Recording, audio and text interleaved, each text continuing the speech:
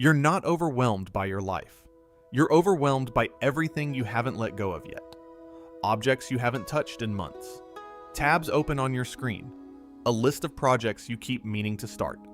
None of it demands your attention, but all of it has it. That drain isn't just in your room. It's in your mind. The Japanese have a word for what you're missing. Ma, the space between things. Literally, gap or interval. But the deeper meaning is this. Empty space is not absence. It is where clarity lives. In traditional Japanese art, the unpainted space on a canvas carries as much intention as the brushstroke. The pause in a tea ceremony holds the whole ritual together. Ma is not what you remove from life. It is what makes life work. We tend to treat clutter as a design problem, something fixed by a cleaner desk or a reorganized drawer.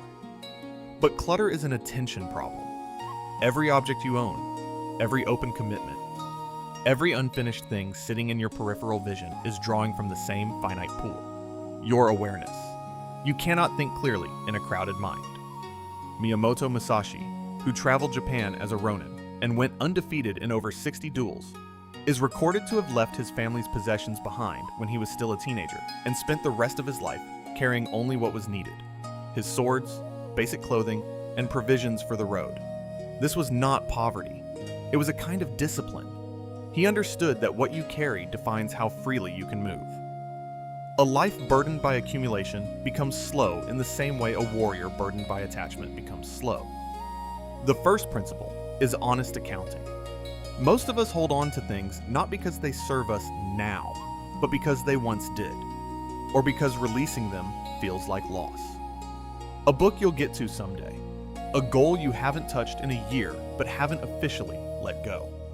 The practice the samurai called Suteru, to release, to let fall away, begins not with throwing things out, but with seeing them clearly.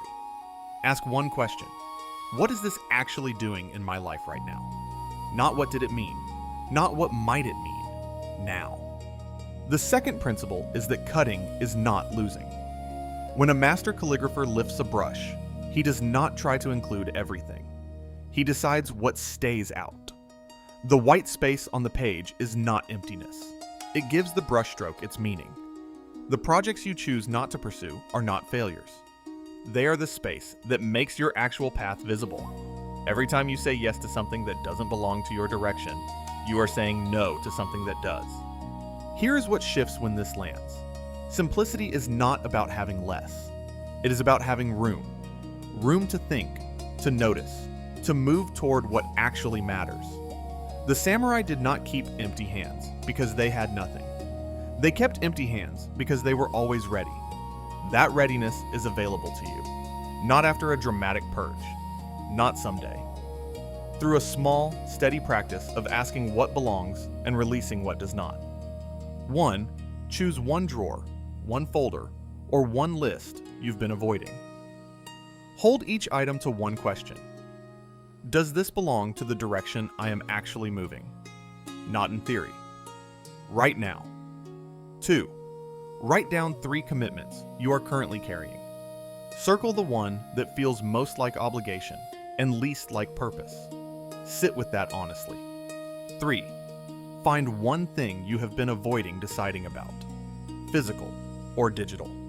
Make the decision today. Release it or recommit to it. Do not leave it in the in-between. You don't need to simplify everything at once. You only need to stop adding weight without intention. The path is already there. It becomes visible when you clear enough space to see it. If you are ready to create that space, write in the comments. I choose clarity over clutter. Thank you for being here and for choosing to live with purpose.